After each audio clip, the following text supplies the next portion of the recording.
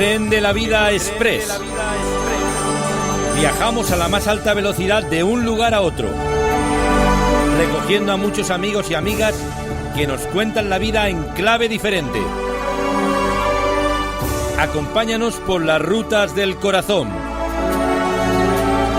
Esto es el Tren de la Vida Express, contando la vida en clave diferente.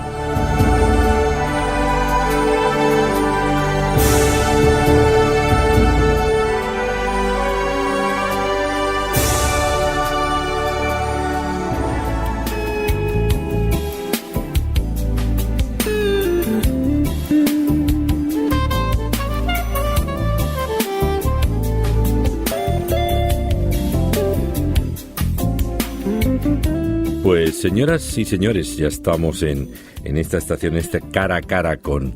no es un combate, no se piensen, pero algo así, es más que un combate de boxeo, es un combate dialéctico con un hombre que no te deja indiferente, don Andrés Panasiuk, el doctor Andrés Panasiuk, que está pasando por Barcelona, fundador del Instituto para la Cultura Financiera y presidente de Global Freedom Concepts y conferenciante, también escritor, reconocido. Toda la vida la ha dedicado a transmitir los principios bíblicos de la gestión económica y libertad financiera.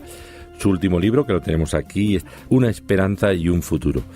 Muestra cómo tomar las sabias decisiones económicas entre todas las oportunidades que tenemos a diario. Bienvenido, doctor Panasiuk. ¿Qué tal? Un placer estar con ustedes en el Tren de la Vida. Qué alegría. Me encanta estar de vuelta en la radio, ¿no? Ese es un lugar que amo de todo corazón. Después de tanto avión, va bien estar en el tren. El tren, sí. Y en Europa se viaja muy bien en tren, ¿eh? Sí, déjame decirte. Sí, yo al doctor Panasiuk, evidentemente lo seguimos por los programas de cultura financiera diario. Prácticamente todas las emisoras cristianas, evangélicas, tienen su programa desde hace muchos años. Sí, lo seguimos. Gracias. Bueno, pues prácticamente la primera vez que llega a España, concretamente a Barcelona, España-Madrid, en Festi Madrid fue la vez anterior, ¿verdad? Exactamente. Vine a España para estar con el doctor Luis Palau y su equipo en la organización y la puesta en marcha de Festi Madrid, y luego ya cuando se hizo vinimos y ayudamos un poquito, y la verdad es que nos quedamos sí, apasionados por España, ¿no? Con esa carga. Yo ahora entiendo el apóstol Pablo, ¿no? La carga que tenía en el corazón por España. Yo vengo hace como 6 o 7 años pensando cómo podemos entrar en España, cómo podemos hacer. Tenemos algunos amigos, nuestros amigos españoles nos han estado diciendo, no, tienen que venir, pero por una razón u otra siempre teníamos algún tipo de problema. Pero este año se dio. Sí. Hablando de cosas, porque podemos hablar... ¿Por qué tenemos tan mala relación con el dinero, doctor Panasiuk? Sí, no sé, la verdad es que tenemos... ¿Sabes qué? El problema en realidad no es nuestra relación con el dinero. El problema lo tenemos adentro, quiénes nosotros somos. La forma, yo conocí de estas cosas de manejo económico a través de Larry Burkett, el doctor Larry Burkett, él era un ingeniero de la NASA, era un supervisor en el programa de Apolo, y luego cuando el programa Apolo terminó, él se hizo empresario y de ahí él tuvo un encuentro con Dios, una experiencia así bien fuerte, y eso lo llevó a él a desarrollar esta organización, ¿no? En la que yo fui parte y que yo ayudé a comenzar la parte hispana, ¿no? Entonces, él siempre decía, la forma en la que manejamos nuestro dinero es una expresión externa de una condición espiritual interna, ¿no? Cómo yo manejo mi dinero externamente muestra quién soy yo en mi vida interior. Entonces, los problemas de dinero que nosotros tenemos en realidad son la expresión externa de una falta de orden interno, de ciertos problemas para saber dónde está el norte, de principios y de valores incorrectos que nos han enseñado, o a veces de cosas que no hemos aprendido, ¿no? Y entonces, ese agujero que tenemos interiormente se manifiesta exteriormente en problemas económicos. Entonces, hay que crecer, hay que madurar. Estamos teniendo problemas en esta sociedad del siglo XXI con una cantidad tremenda de adolescentes de 40 años de edad, ¿no? Gente que necesita madurar en la vida y que necesita aprender a decir no, por ejemplo, ¿no? A disfrutar de la gratificación diferida. Y por eso es que tenemos problemas de dinero. Tenemos problemas porque hay una cuestión allí de carácter. Uh-huh. ¿Hay algo de cultural en cómo una cultura determinada o una serie de culturas, lo que se habla siempre el norte y el sur? Definitivamente. Yo veo esto. Sí, porque quizás. la cultura es la expresión de quién soy yo, ¿no? La cultura es la expresión, por ejemplo, la gente aquí en Barcelona me han dicho que son muy ordenados, estructurados, que Barcelona es un lugar donde el comercio crece y florece, ¿no? Entonces, ocurre eso porque la gente es así. Le interesa, son emprendedores, tienen un empuje, ¿no? En otros lugares del mundo la gente no es tan emprendedora, no, sus prioridades son diferentes, van por otro lado. Entonces, el manejo del dinero ocurre mejor cuanto más ordenado yo soy, ¿no? Cuando uno va, por ejemplo, a lugares como Singapur, uno se encuentra con esa mentalidad china, ¿no? Bien ordenadita, bien estructuradita, bien los pasos, ¿no? Paso 1, paso 2, paso 3. Entonces, cuando uno va a lugares como Centroamérica o Sudamérica, ¿no? Yo vengo de la República Argentina, nosotros somos un desastre. Nosotros vivimos al día, hoy tenemos, hoy gastamos, mañana no tenemos, nos aguantamos, ¿no? Somos muy bíblicos. Comamos y bebamos que mañana moriremos. Sí vivimos, ¿no? A la buena de Dios. El vivir por fe, ¿no? Vivir al día. Por fe. Entonces, Dios mío, entonces terminamos con unos agujeros porque no prevemos el futuro. Entonces, sí, la cultura tiene que ver. Hay un libro que se llama, muy interesante, que se llama Lawrence Harrison lo escribió, y se llama The Pan American Dream, el sueño panamericano. Y él lo escribió hace algunos años atrás, y la idea del libro es que Estados Unidos tiene más comercio con Canadá que con todo el resto de América juntos, ¿no? Entonces la pregunta era, ¿cómo puede ser que Estados Unidos tenga más comercio hacia el norte que todos los países latinoamericanos del sur, juntos? Y entonces él decía, bueno, porque hacia el norte ha sido fácil establecer vínculos y él habla de esto, ¿no? De que la cultura hace la diferencia. Entonces él cita a un argentino que se llama Mariano Grondona que habla sobre culturas que abrazan la prosperidad y culturas que resisten la prosperidad. Entonces, yo he hablado de este tema en el Congreso de la República del Perú, en el Congreso de México. Me han invitado varios gobiernos a hablar sobre este asunto de características de una cultura que abraza la prosperidad. Y yo creo que la cultura tiene mucho que ver. No es lo único, ¿no? Por supuesto que no. Claro que no. Esta es una parte del pastel, pero yo creo que es una parte del pastel bastante importante. Pero es muy complicado cambiar la mentalidad de un país, por ejemplo, ¿no? Claro, por supuesto. Porque hay países que son ricos. Sin embargo, la mentalidad o la manera de vivir no es así. Es pobre. Pero se hace, ¿no? O sea, el trabajo se hace. Estábamos hablando hace un segundito atrás de Singapur. Si vos te vas a la internet y buscas fotos de Singapur en 1960, Singapur en 1960 se veía como uno de nuestros pueblos del interior de Latinoamérica. Sí. Así se veía, ni siquiera como una gran ciudad, ¿no? Como la Ciudad de México, o la Ciudad de Guadalajara, o ese tipo de cosas, sino como un pueblo del interior. Esta gente, pero el día de hoy, 1 de cada 7 personas que viven en Singapur tienen en el banco por lo menos $1 millón. Wow. Entonces, algo le ha pasado a esa isla. Es una islita perdida ahí en el sur del sudeste asiático. La dejaron los maleses. Los maleses no la querían. Nosotros a veces nos vamos a guerras por un pedazo de isla, por un pedazo de tierra, ¿no? Los maleses, todo lo contrario, los echaron a la gente de Singapur cuando se independizaron de Inglaterra, porque en Singapur había muchos chinos y muchos hindúes, y los malés, que es una raza, quedaban en minoría cuando el país se independizó. Entonces ellos pensaron, si establecemos una democracia y nosotros somos una minoría, entonces los chinos nos van a ganar.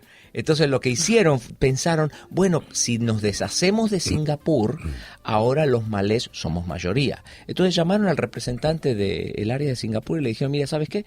A partir de hoy eres independiente, ¿no? Sí, felicitaciones, ¿no? Y ahí los dejaron a morirse, porque no tienen nada, importan todo, importan hasta el agua. Julio, hasta el agua importa Singapur. Y sin embargo, esta gente en 40 años ha tomado una población primordialmente de esclavos, porque la gente hindú y la gente china que estaba en Singapur eran esclavos, claro, que no tenían educación, que tenían problemas religiosos, ¿no? Unos eran budistas, los otros estaban allí con el asunto de Mahoma, otros eran cristianos, había tensiones religiosas. Y tomaron esa isla que no tenía. Yo me acuerdo la primera vez que fui a Singapur, fui al hotel y en el espejo del baño del hotel había un cartelito que decía, por favor, ayúdenos a cuidar el único recurso natural que tiene nuestro país, el agua, ¿no? Entonces, el único recurso natural que tiene Singapur es el agua y no les alcanza. La tienen que importar de Malasia.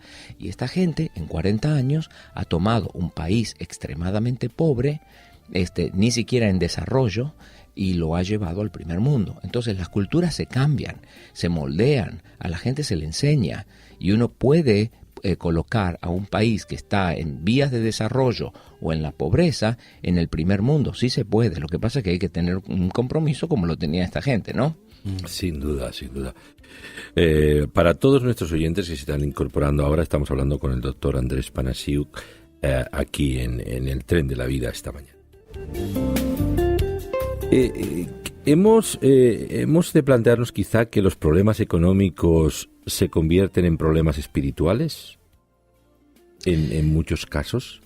Sí, y al revés también. Y al revés. Sí. Sí. En realidad, muchos de los problemas económicos que tenemos son el reflejo de problemas espirituales que tenemos.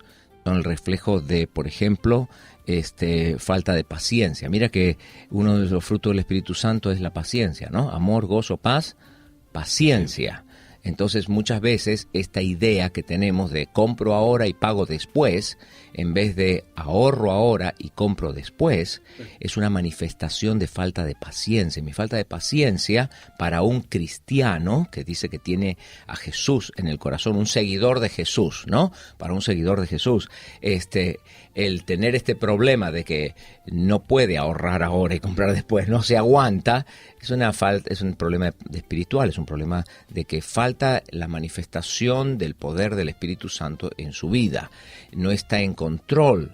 El Espíritu Santo no está cuando el Espíritu Santo está en control de nuestra vida, entonces nosotros tenemos dos características que nos hacen muy bien en nuestra vida económica. Tenemos paciencia y tenemos dominio propio, que es el otro fruto del Espíritu Santo que está ahí, que hace un fuerte impacto en nuestra vida económica. Entonces sí, o a veces tenemos problemas de integridad y de honestidad, entonces vivimos fuera de la gracia de Dios en nuestra vida, ¿no? Y yo honestamente creo que un día de gracia valen como 1000 días de trabajo, ¿no? Por ahí en algún lado lo escuché y me hizo un profundo impacto. La verdad es que lo que necesitamos no es más trabajo, aunque sí uno necesita trabajo en esta época, en Europa, donde el nivel de desempleo es alto. Lo que más necesitamos no es trabajo, sino gracia. Gracias. Lo que algunos piensan, pero el dinero no es nada espiritual, Vicente, porque el dinero, es algo tangible, es algo visible, es algo que material, pero que claro, no es algo espiritual. Pero claro, evidentemente tiene un reflejo. Porque hay gente todavía que sigue diferenciando lo material, lo espiritual. La dicotomía entre lo espiritual y lo material. Todo está conectado, claro. como decía ahora mismo, doctor. La raíz muchas veces es nuestras carencias emocionales, mentales, nuestros conceptos equivocados, los que nos llevan a meternos en problemas económicos terribles. La impaciencia, la deshonestidad. ¿Por qué? Eso es así. Sí, pero también mira que el dinero es el competidor número 1 por el señorío de Cristo en nuestros corazones, ¿no? Allá en San Lucas, capítulo 16, el Señor Jesús dice, miren, ustedes no pueden andar sirviendo a dos señores, ¿no? Entonces dice, no pueden servir al Dios verdadero. Y luego él podía haber mencionado a quien quisiera. Él podía haber mencionado a Júpiter, él podía haber mencionado a Diana de los Efesos, él podía haber mencionado cualquier dios de esa época. Pero el Dios que él eligió para contraponer al Dios verdadero era Mamón, el Dios del dinero. Entonces, nosotros todos los días tenemos que elegir a quién vamos a servir, al Dios verdadero o al Dios del dinero, ¿no? Al Dios verdadero o al Dios del dinero. Y la verdad es que muchas veces el Dios del dinero nos gana y eso nos crea serios problemas, ¿no? Así es. Estaba pensando, recordando que anoche cuando llegamos al doctor Panasiuk en la conferencia, el éxito que pudo tener el tema de cómo llego a fin de mes, o la cuestión de qué hemos de plantearnos, cómo hacemos la economía para llegar a fin de mes. Y la verdad es que ¿por qué la gente de pronto, claro, porque nos damos cuenta que todos tenemos problemas con el dinero, y entonces cuando alguien nos da, no una fórmula mágica, pero sí que nos dice pautas que tienen su génesis en la palabra de Dios, además. Sí, pero ¿cómo cuesta aceptar algo tan simple como que te digan tienes que hacer un presupuesto? Algo tan lógico, tan simple. Y la gente estamos dispuestos a hacer un presupuesto cuando las cosas van bien, cuando tenemos dinero en cantidad, no. Que sería el momento de hacerlo. Claro.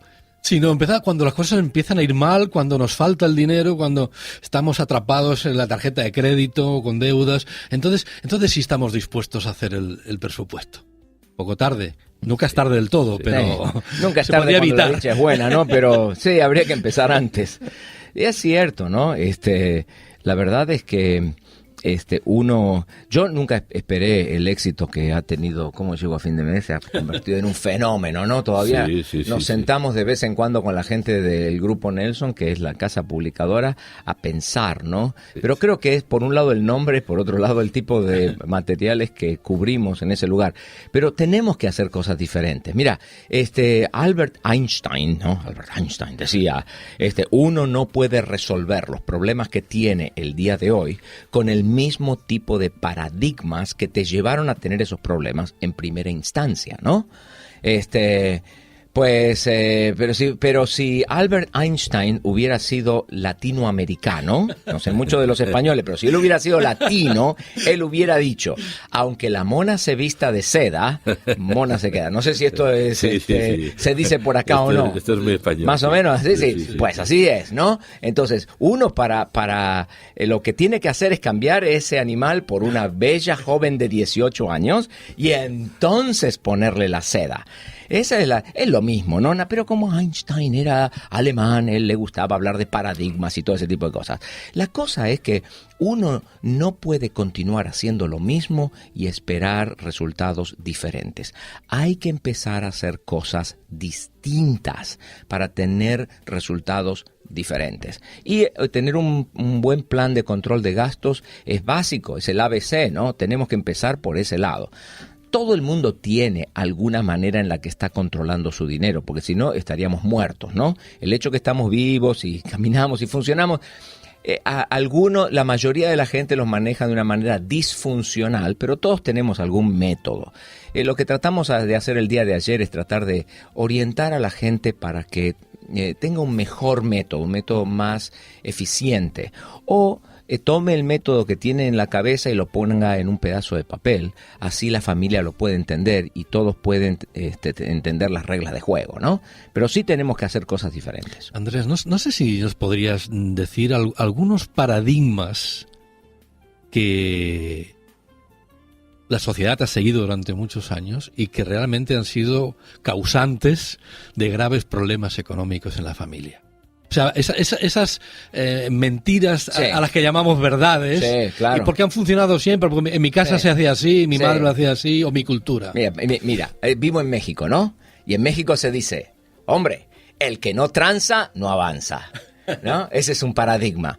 Tienes que ser, tienes que mentir y tienes que robar y tienes que dar sobornos a las autoridades y tienes que transar porque si el que no tranza no avanza. Ese es un paradigma muy enfermizo porque en realidad la falta de integridad y la falta de honestidad nos crea serios problemas.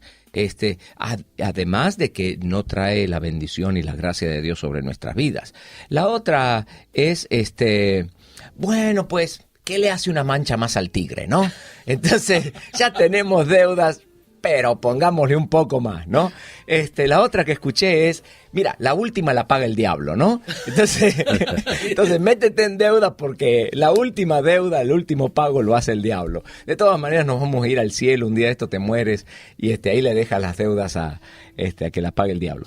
Ese tipo de cosas nos llevan a ser irresponsables, ¿no? Altamente irresponsables.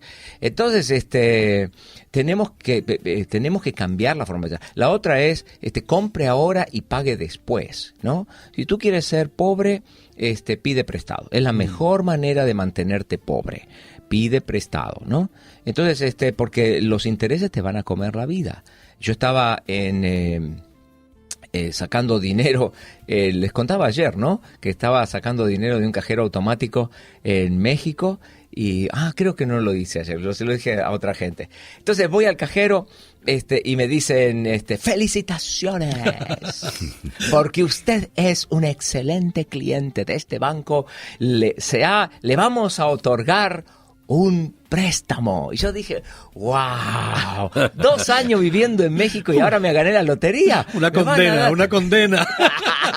Me vamos a dar un préstamo. Entonces me dicen, le vamos a prestar 100,000 pesos, ¿no? Y yo digo, 100,000 pesos son como $10,000 más o menos, ¿no? Un poquito menos. Pero para tener una idea, 10,000 euros. Le vamos a prestar 10,000, 120 cuotas. De pagos fijos, ¿no es cierto? Y ahí usted se va, y yo dije, wow, entonces le digo, ¿lo quiere? Y solamente si aprieto el sí, entonces ya me lo depositan en mi cuenta de banco, ¿no? Entonces puse no. Entonces, otro cartelito decía, ¿seguro? ¿Está seguro? Digo, sí. ¿Seguro que no lo quiere? No. Entonces le imprimimos la oferta. No me la imprimas, ahórrate el coso. Se lo vamos a imprimir de todas maneras. Mira, me imprimieron y me la traje, ¿ok? Me la traje porque quiero que veas los 100,000 pesos que me quieren otorgar. 120 quincenas con pagos fijos. Y dime tú aquí, dile a el interés que me quieren cobrar. Mira ahí. El 47,50%. Exactamente. Sin IVA. Un regalo, sin IVA. Y más IVA. Sí. Un regalo envenenado, ¿eh? ¿Qué te parece tú? Cadena perpetua casi. Pero escúchame, oye, que yo nací de noche, pero no fue anoche, ¿no? Es una locura eso. 47.5% de interés. Bárbaro. En un país que tiene un 5% de interés anual, de inflación, ¿no? Andrés, y esta gente que dice, bueno, pero no pasa nada, Dios nos ayudará. Él suple nuestras necesidades, así que no pasa nada por aumentar la deuda o por pedir préstamos, incluso para cosas que no son realmente necesidades básicas. Hay esta mentalidad a veces entre algunas personas que he visto. Sí. No, pero el Señor proveerá, no, el Señor nos cuida, el Señor no dejará que vayamos a la ruina, el Señor... Pero claro, ¿por qué bajas por el elevador de un 9º piso y no te tiras por el balcón de tu casa? Sí, el Señor te va a Porque hay una proteger, ley, ¿no? Porque Él es nuestro protector. Claro. Él es nuestro protector. Él no es cierto? permitirá que nos pase nada. Nada. Entonces vamos más rápido por el balcón. Salta por el balcón. Como le O sea, dijo hay que- el diablo a Jesús, salta que los ángeles te guardan. Vamos, ¿no? Y Claro. entonces, yo no digo que la gente no tenga que tomar, por ejemplo, riesgos, ¿no? Porque hablamos con los empresarios. Ahora estuvimos haciendo un evento para empresarios auspiciado por el alcalde de la ciudad de Tarifa. El gobierno de Tarifa, allá al ladito de Málaga, auspició un evento para empresarios. Y yo hago ese tipo de cosas de vez en cuando. Yo no tengo problema con que los empresarios tomen riesgos. Es parte del problema, es parte del asunto de tener un negocio, ¿no? Pero una cosa es tomar riesgo, la otra cosa es ser suicida. Y a mí lo que me parece es que muchos de nuestros empresarios en el mundo de habla hispana son suicidas, toman decisiones económicas que son loquísimas. Y después entonces dice, bueno, pero Señor, ayúdame, ¿no? Pero si la Biblia te dice que no violes el principio del compromiso garantizado. El libro de Proverbios te dice, no salgas de garante, ¿no? ¿Se dice garante aquí o fiador? Fiador. No salgas de fiador, ¿no? Entonces te dice, no salgas de fiador. No salgas de fiador. Si saliste de fiador, salte. Esta misma noche, salte. O sea, te lo dice. Y Conozco el viene pasaje. tu primo, viene tu cuñado y te dice, ¿me prestas una firma? Sí, cómo no. Pero entonces después no te quejes. El 75% de la gente que sale de fiador termina pagando. Entonces la Biblia es clara. Entonces no le eches la culpa a Dios que Él no es tu proveedor cuando tú saltaste al vacío y dejaste el paracaídas allí arriba, ¿no? Entonces, tenemos que, claro que Dios es nuestro proveedor. ¿Y sabes qué? Nosotros enseñamos eso. Yo a veces voy a lugares extremadamente pobres que no tienen la oportunidad de... Tenemos colonias, tenemos lugares en México donde la gente tiene pobreza al estilo africano, ¿no? $1 o $2, €1 o €2 por día. Ese es el promedio de entradas de dinero, 1 o 2 euros por día. Entonces, cuando estamos entre ellos, nosotros por supuesto que hablamos de que podemos confiar en Dios. Él es nuestro proveedor. Él no nos va a dejar y no nos va a abandonar. Y Él nos va a proveer para nuestras necesidades. Y les damos, como dice el libro, ¿no es cierto?, que vamos a lanzar esta noche aquí en Barcelona, les damos una esperanza y un futuro. Pero esa es una cosa. La otra es las cosas que nosotros hacemos en las que nos tiramos del balcón del 9º piso en vez de bajarnos por el elevador. No es fe, es presunción. Sí, claro, exactamente. El tren de la vida. Pues hay un oyente que nos dice, ¿qué hacemos los latinoamericanos que vivimos aquí, que tenemos que mantener familia aquí y allí? Una pregunta. Mira, eso lo veo todo el tiempo en Estados Unidos. Te dije que viví 25 años en Estados Unidos, ¿no? Ahora estamos en México, pero lo veíamos todo el tiempo. Y la verdad, mira, hay que tener un balance entre cuánto envío y cuánto me quedo.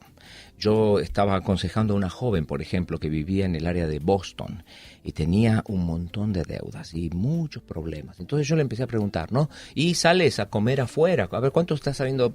Nada, no salía a comer afuera. Y a ver, ¿cuánto gastas en comida? Y le gastaba muy poquito en comida. Yo le decía, ¿tienes auto? No tengo auto, otro transporte público. Y yo decía... ¿Y la casa? ¿Cuánto estás gastando en casa? Porque dije, la casa, ¿no? No, estoy viviendo en la casa de una tía y no me cobra, ¿no? Y entonces, yo digo, bueno, ¿y entonces a dónde mandas el...? Y dice, bueno, el 80% de lo que gano lo mando a mi país. Y yo le dije, pero, ¿y tus ahorros? No, ¿cómo voy a ahorrar? Dice, si mi familia está con hambre.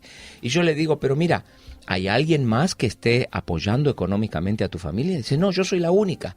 Entonces yo le digo, entonces no puedes mandarle todo el dinero que le estás mandando, porque el día que tú te enfermas, tu familia se muere de hambre. Entonces tienes que tener un balance entre los gastos que tienes aquí y cuánto dinero puedes enviar. Y además de eso, debes ahorrar aquí.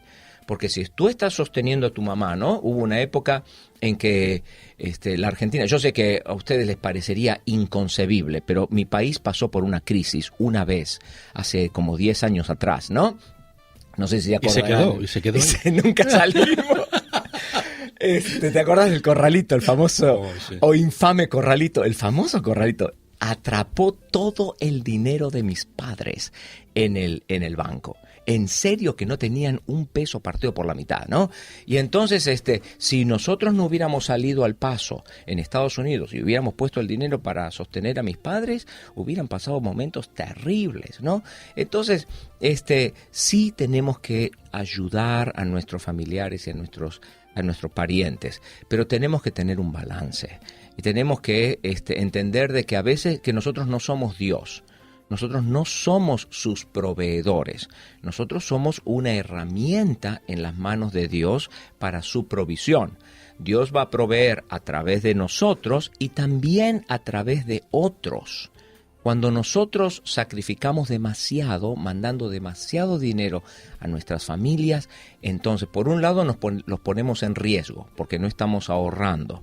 Y por otro lado, a veces no permitimos que Dios utilice otro vehículo para la provisión de ellos. Así que tenga un balance, por favor, ¿no? Ayude a su familia dentro de lo posible, ore por ellos, dele una manito, como lo hacemos todos, ¿no? Los que vivimos fuera de nuestro país, pero tenga un balance y sobre todo ahorre con regularidad.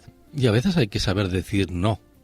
Sí, señor, a veces hay que decir no, y no hay ningún problema decir no. Claro. No hay ningún problema, porque yo no soy el proveedor de mi familia. A lo mejor la ayuda puede ser puntual para una situación, para un caso concreto. Sí. Pero crear una dependencia que acaba siendo, esto es complicado. Sí. Aunque sí. hay casos que Hay casos que se sí, entiende, ¿no es cierto? Sí, mi mamá tiene 85 años y nosotros de vez en cuando, casi se me muere hace un par de años atrás y tuvimos que viajar de urgencia a la Argentina y tienes la opción, ¿no? O usas el servicio de salud pública en el que para una operación de emergencia tienes que esperar, ¿no? O usas los sistemas privados que te cuestan más caro, ¿no? Entonces con mi hermana dijimos, no, bueno, vamos a poner un poco de plata aquí, vamos a contratar gente privada que le va a proveer los servicios más rápido. Entonces, bueno, a veces uno tiene que poner el dinero, ¿no? Y tiene que apoyar. Pero el asunto es tener un balance y entender de que no está mal decir no. Porque al final de cuentas, Dios tiene una provisión y quizás nosotros no somos la herramienta, quizás hay otro miembro de la familia, quizás hay otra forma en la que nosotros no nos imaginamos, ¿no? Que Dios va a proveer para esa necesidad.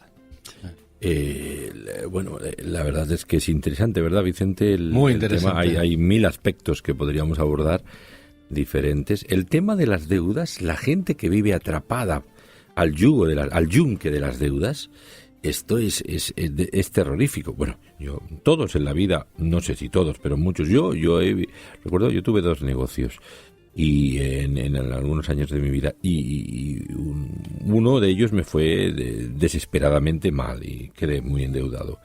Y salir de eso, yo recuerdo todo el itinerario para salir de eso. Es verdad que tengo que reconocer que mi padre me ayudó. Y ahí está la intervención de los padres, tan oportuna cuando pueden, en este caso sí podía. Pero con todo y con ello, una parte importante tuve que afrontar. Y es un yunque. Y me imagino a tanta gente que vive encarcelada por el tema de las deudas, está desesperada. Sí, hay mucho dolor. Es cierto, hay mucho dolor. En Estados Unidos hay un estudio que la Fundación Ford acaba de publicar que dice que de todos los norteamericanos que se están divorciando el día de hoy, más del 70% dicen que el dinero es parte del proceso del divorcio, ¿no? Es parte de la razón del proceso. El 40 y pico por ciento, no me acuerdo si era 45 o 47%, dice que las finanzas es la razón número 1 por la cual se están divorciando. Y yo no tengo los números de España porque tampoco tengo el dinero de la Fundación Ford para hacerlo, pero me parece que los europeos no están demasiado lejos de donde están los norteamericanos. Entonces, sí hay mucho dolor y hay mucha tensión, hay mucho estrés en las parejas y en las familias del día de hoy con este tema de la finanza, ¿no? Sí. Algo está ocurriendo por allí y hay que prestarle atención. Nosotros, bueno, en la consejería pastoral lo podemos verificar. La causa de problemas mayores, que abordamos problemas pastorales de todo tipo, en la cura de almas, en la consejería, pero un porcentaje importantísimo de problemas relacionales, matrimoniales y de otra especie son producidos por problemas económicos y gravísimos, por una mala administración, por una serie de cuestiones que se convierten en problemas se traducen al final en un divorcio, en un desenlace, en una crisis, y el origen es el problema económico, el manejo, el mal manejo. Entonces, sí, es ciertísimo en España, y nosotros vemos un reflejo de la sociedad española, o sea que Claro. No estamos en otro país, estamos aquí. Claro. Estaba en Madrid, por ejemplo, y justamente en un programa de radio y me mandaron una pregunta, ¿no? Que tenía que ver qué pensaba yo sobre los acuerdos prenupciales, ¿no? Los acuerdos prenupciales, tú sabes, ¿no? Entonces yo les digo, mira tú, si nosotros nos vamos a poner, nos hacemos socios, ¿no? Para un negocio, y cuando nos hacemos socios, yo estoy planeando cómo es que nos vamos a separar, ese negocio no va a ir muy bien, ¿no? Entonces, si yo cuando estoy metiéndome en el proceso de casarme, ya estoy pensando en cómo me voy a divorciar, ya empezamos mal, ¿no? Entonces, tenemos que tener ciertos paradigmas. Por ejemplo, este asunto de que tenemos que estar comprometidos el uno al otro, pase lo que pase, hasta que la muerte nos separe, ¿no? En la riqueza y en la pobreza. Claro que sí. Entonces tenemos que estar comprometidos a salir adelante juntos, a pesar de la situación. Entonces yo sé que quizás tenemos un buen grupo de gente que nos está escuchando. Quizás usted mismo que nos está escuchando está pasando por momentos difíciles. Y yo quiero animarle, quiero decirle de que siempre hay una esperanza, siempre hay una luz al final del túnel. Siempre hay una manera de salir de la circunstancia en la que usted está. Mi esposa y yo estábamos en $65,000 de deudas después de 3 años de casados, ¿no? Y la gente me pregunta, pero Andrés, $65,000, ¿cómo te metiste en $65,000 en 3 años? Yo digo, bueno, meterse no es el problema. Yo te puedo mostrar cómo meterte. Eso no es un problema. El asunto es salir, ¿no? Entonces, nosotros entendemos su dolor y sabemos lo difícil y la circunstancia que está pasando. No hay que perder la esperanza. Dios le puede ayudar. La palabra de Dios tiene hay 2.350 versículos que hablan sobre cómo quiere Dios que manejemos el dinero. Tenemos un sitio de internet, ¿no? Ahí en culturafinanciera.org. Hay mucho material gratis allí que usted videos que puede mirar, artículos que puede leer, y hay formas de salir adelante. Nosotros hemos ayudado a gente a salir de 3.000 euros de deudas y 3 millones de euros, ¿no? Entonces, usted puede salir de la situación en la que está, como lo hicieron decenas de miles de otras familias. Pues usted, querido amigo, querida amiga, puede salir de las deudas. Es una afirmación del doctor Panasiuk, que lo tenemos aquí esta mañana en estudio. La necesidad tenemos también de encontrar claves para administrar bien lo nuestro y diríamos, ¿es real que hay claves bíblicas para tener éxito en la vida económica? Pues claro que sí. Dicen los expertos que hay como 500 versículos que hablan de la fe en la Biblia, hay como 500 versículos que hablan de la gracia, pero hay 2.350 versículos que hablan sobre cómo quiere Dios que manejemos el dinero. El tema del dinero es el tema más mencionado en el Nuevo Testamento después del tema del amor. El tema del amor es número 1, el tema del dinero es número 2. Entonces yo creo que Dios nos quiere decir algo con este asunto del dinero, ¿no? Entonces hay muchas cosas que dice la Biblia. Por ejemplo, ¿no? Dice que tenemos que ser ordenados, que tenemos que tener un plan. La palabra de Dios dice, los planes del diligente llevan a la abundancia, pero todo el que se apresura alocadamente, de cierto va a la pobreza. Dice que tenemos que saber nuestra situación económica, ¿no? Hay un proverbio salomónico que dice, que tenemos que saber el estado de nuestras ovejas y mirar con cuidado por nuestros rebaños, porque las riquezas no duran para siempre. Entonces, hay que saber el estado de las ovejas, ¿no? Hay que ir y contar ovejas y ver cómo están las ovejitas, y algunos de nosotros no tenemos la más remotísima idea, ni de cuánto entra, ni cuánto sale, lo que sale, para dónde sale, ese tipo de cosas. La palabra de Dios nos dice que tenemos que vivir libres, tenemos que amar la libertad, tenemos que abrazar la libertad. Jesucristo dijo, conoceréis la verdad y la verdad os hará libres. Y sin embargo, las deudas, el deudor es esclavo del acreedor. Entonces, uno debe evitar tener deudas. San Pablo nos dice, no debáis a nadie nada, ¿no? Entonces tenemos que pagar a todos lo que debéis. Parece que era un problema esto de pagar las deudas, ¿no? En aquella época, porque el apóstol Pablo le tiene que decir a los cristianos, ¿no? ¿Pediste plata? Págalo, ¿no? Págalo. Entonces, uno tiene que pagar las deudas. Uno tiene que mirar para el futuro, tiene que planear para la edad madura. Tiene que establecer un estilo de vida razonable. Hay un concepto que es el concepto de la moderación, un concepto de los puritanos en Estados Unidos. Los puritanos creían en el concepto de la moderación. Y vivir en moderación en la vida económica significa que yo tengo dinero para comprarme un auto importado alemán con nombre de niña, pero en vez de hacerlo, me voy a comprar un auto nacional o más pequeño, usado, de 3 años, con bajo kilometraje, porque eso es lo correcto, ¿no? Y eso es lo que yo necesito, eso es lo que yo necesito. Entonces, los latinos, como nosotros, como los argentinos y otras partes de Latinoamérica, nos gusta mostrarnos, ¿no? Pero la palabra de Dios nos dice en Hebreos 13:3, sean vuestras costumbres sin avaricia, contentos con lo que tenéis ahora, ¿no? Entonces, tenemos que vivir en moderación. Tengo un amigo en Guatemala que me estaba contando el otro día que no tenía un peso partido por la mitad, ¿no?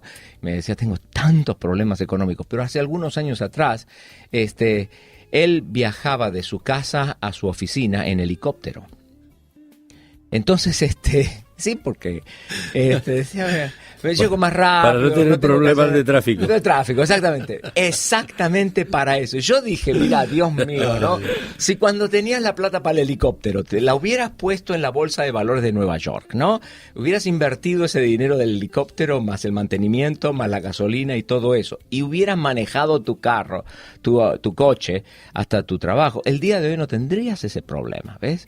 Pero cuando tenemos dinero lo gastamos y como si no hubiera un mañana, ¿no? Como si toda la vida vamos a vivir con este nivel de ingresos. Y después cuando vienen los días difíciles, en estos días es cuando se ve la diferencia entre los que han manejado su vida económica sabiamente y los que la han manejado a lo loco.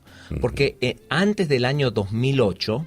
allá en los años 1990, ¿no? Finales de los años 1990, todo el mundo parecía tener la misma cantidad de plata o algunos parecían tener mucho más. Pero cuando vienen las tormentas, cuando sube el agua, cuando viene la marea, ¿no? Y viene el momento difícil de la vida, ahí te das cuenta quién construyó sobre la roca y quién tenía su vida económica construida sobre la arena, ¿no? Porque ahora los de la arena están con unas casas destrozadas, mientras los que construimos sobre la roca, ahí andamos, ¿no? Andamos, no es un tiempo fácil, todavía estamos en la tormenta, pero por lo menos tenemos nuestra casa en orden. Bueno, pues llegamos, señoras y señores, ya a la recta final. Estamos con el doctor Panasiuk hablando de cuestiones económicas, son cuestiones ecuménicas, porque son del interés universal, Sí, Dios mío. Sí. El economos, sí. El administrador. Sí, señor. Sí, señor. El concepto, este concepto que ayer nos explicaba el doctor Panasiuk de ser, de no sentir que somos dueños, y ahí está el conflicto que tenemos, y también los fracasos, a saber que somos administradores. Concepto de administrador en vez de propietario, ¿no? La lástima es que esta sociedad se ha construido económicamente al margen de muchos conceptos bíblicos sobre la economía. Por ejemplo, un concepto muy sencillo, el perdonar la deuda. El condonar, ¿no? Sí, sí. Como dicen los griegos ahora, ¿no? Sí, sí, es lo que quieren esto. Bueno, pero lo que pasa es que los griegos le echan cara al asunto, sí. ¿eh? Pero detalles así, o ayudar, prestar sin intereses, la usura, todas estas cosas. O sea, hay un montón de principios y valores que si la economía, bueno, como en todas las áreas de la humanidad, se hubiera construido sobre valores bíblicos, hoy a lo mejor no tendríamos países como África, continentes como África, que siguen en una inercia y no será porque no hay dinero, porque hay millonarios en África. Una pobreza endémica. Sí. Y en otros países, sí. ¿no? Habría otro reparto de la riqueza, otras cosas. No había gente desahuciada a la que le quitan el piso solo porque no puede pagar una cuota que en un momento pensó que sí podía pagar, pero la crisis ha hecho imposible. O sea, una serie de detalles que a muchos oyentes piensan que la Biblia, que Dios no tiene nada que decir sobre la economía, que Dios solo tiene que ver con cosas de la religión, cosas espirituales, y no es así. No es así. La Biblia es un libro, el libro más práctico que yo he leído en toda mi vida, y Dios es muy consciente de todas estas áreas en la vida del ser humano. Hay muchos aspectos que el doctor Panasuy nos podría seguir hablando. Uno de los interesantes también, ayer oíamos este aspecto de administradores en vez de propietarios, sentirnos, es el tema de la generosidad. Este es otro tema porque estos son cuestiones conceptuales que la sociedad norteamericana, que puede ser criticada de algunas cosas, pero ese concepto de la generosidad, desde aportar a tu propia comunidad, sino como aportar a proyectos colectivos, de dar a Dios lo que es de Dios y dar al reino, a la obra de Dios. Y además no solo dar, sino dar abundantemente. Y además darlo con alegría, no porque como una especie de hay otro concepto, y creo lastimeo. Que sin tener que definir o poner nombres claros, hay otros países que han crecido bajo otra influencia religiosa, donde el dar es un acto de limosna. Una limosna. Unos céntimos. Bueno, eso es la cultura católico-romana que deja ese cliché. Está muy implantado. Y eso trasciende a la manera de administrar también la generosidad en un país, una cultura. Sí, es muy interesante, por ejemplo, el notar que hay una razón de ser por esto, ¿no? Hay una razón de ser. La razón de ser de la generosidad del pueblo, yo creo que la generosidad del pueblo norteamericano, por ejemplo, tiene que ver con el hecho de que los pastores y los líderes religiosos que llegaron a Estados Unidos enseñaron estas cosas desde el mismo principio, ¿no? Desde el mismo comienzo. Cuando vivían en sus países, ellos vivían en países que tenían una religión oficial, ¿no? Y entonces el gobierno tenía a esa religión oficial como parte del presupuesto del gobierno. Entonces no había necesidad de andar dando dinero. Pero cuando a los puritanos les dijeron, miren, tienen dos opciones. O se van para allá, para las Américas, y ahí hacen lo que se les canta a las ganas, o los matamos, ¿no? Entonces los puritanos sabiamente dijeron, nos vamos, ¿no? Entonces allí se tomaron el Mayflower, se fueron para allá a América, y cuando llegaron a América, ahora no había ninguna religión oficial. No había ningún gobierno que estuviera aportando para el sostenimiento de las iglesias. Entonces los pastores se encontraron con un grave problema. Tenían que comer. Como tenían que comer, había que levantar fondos, de alguna manera. ¿Cómo vamos a levantar fondos? Enseñándole a la gente a dar. Y estas circunstancias en las que los pastores se encontraron con la necesidad de enseñarle a la gente, porque no había nadie que apoyara desde arriba, ¿no? Entonces generó un par de cientos de años de costumbre por parte de los líderes religiosos de Estados Unidos de enseñar el tema de compartir y el tema de la generosidad. Mira, una cosa muy interesante que yo no sabía ni me daba cuenta cuando estaba viviendo en Latinoamérica, porque veía Estados Unidos desde afuera, ¿no? Pero el sector económico que más gente tiene trabajando en Estados Unidos no es el sector de servicios, no es el sector de la construcción, ni el sector inmobiliario, ni el sector de la educación. Es el sector de las organizaciones sin fines de lucro.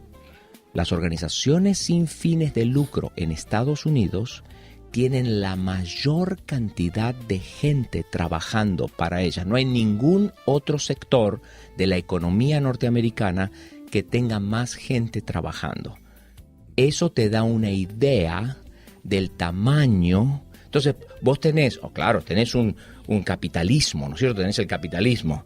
Y decís, el capitalismo es una jungla. No, claro que es una jungla. Pero esta jungla está siendo metida dentro de un contexto en el que hay una gran cantidad de generosidad y de decisión por parte de los norteamericanos de ayudar a sus compatriotas, ¿no?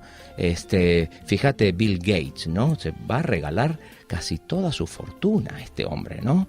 Y hay varios de estos multimillonarios que han decidido regalarlo todo, ¿no? Darle a sus hijos algo, algunos millones por aquí y por allá para que no se mueran de hambre, y el resto lo van a regalar. Y yo creo, y sí es cierto que hay ciertos beneficios impositivos y todo eso, pero también en México hay los mismos beneficios impositivos que tiene Estados Unidos. Y sin embargo, yo al sur del Río Bravo no veo la misma cantidad de generosidad que al norte, ¿no? Entonces, sí tenemos que enseñar generosidad. La generosidad es algo que se enseña, ¿no? Uh-huh. La compasión, sentir compasión hacia la gente que está en necesidad. Lo opuesto al amor no es el odio, porque el odio es un sentimiento y el amor es una decisión. Lo opuesto al amor es la indiferencia. Y lo que nos pasa muchas veces en medio de tanta necesidad como la que vemos el día de hoy en Europa, en Estados Unidos, es que uno puede llegar a ser indiferente al dolor ajeno. Entonces tenemos que enseñar y animar a la gente a ayudarse unos a otros en medio de esta situación. Bueno, pues ya sí estamos llegando ya al final. Solamente un apunte sobre una esperanza y un futuro. Sé más próspero que tus padres. El último libro que nos ha regalado la pluma del doctor Andrés Panasiuk. Esencialmente, esta noche tenemos conferencia pública en Barcelona sobre la librería ADVA, pero dando un pantallazo. Sí, después de como aproximadamente 15 años, 16 años de escribir y trabajar primordialmente con individuos y familias entre los 25 y los 45 años de edad, decidimos pegar un salto hacia abajo y tomar a los chicos que están entre 18 a 25. Entonces, una esperanza y un futuro es la puerta, el lugar de comienzo de un servicio hacia los chicos jóvenes, tratar de agarrarlos antes de que metan la pata, ¿no? Entonces, por eso se llama Sé más próspero que tus padres. ¿Qué es lo que yo le diría a mis chicos? Yo tengo una nena de 23, tengo otra de 21, y tengo un varoncito de 14, ¿no? Y este es el consejo que yo le daría a mis propios hijos. Tiene 12 capítulos, tiene tecnología de avanzada, tiene códigos QR en el que tú pones tu teléfono inteligente sobre el libro y escuchas una canción o ves un video o te lleva a lugares diferentes de la internet. Hay consejos por ejemplo, sobre orientación vocacional. Hay un capítulo que el primero se llama Llamen a Freud, ¿no? Porque hablamos sobre la identidad. Hay otro que se llama ¿Dónde está la abuela cuando uno más la necesita? Y ese habla del orden, ¿no? Hablamos sobre nuestro primer amor, el auto, y cómo lo podemos comprar y cómo comprarlo inteligentemente, y luego cómo elegir una carrera, cómo comenzar una microempresa, cómo prepararnos para el futuro y también qué tenemos que pensar el día que nos queremos casar, ¿no? Ese tipo de cosas están en una esperanza y un futuro. Todo el consejito que yo le daría a mis chicos para que comiencen bien, para que comiencen con el pie derecho, ¿no? La vida. Bueno, pues creo que ya nos damos por satisfechos, ¿verdad, Vicente? Aunque nos quedamos con ganas. Sí. Muchas gracias, doctor Paransiu. Gracias a ustedes. Por estar con nosotros Un aquí honor. en el Tren de la Vida. El tren de la vida.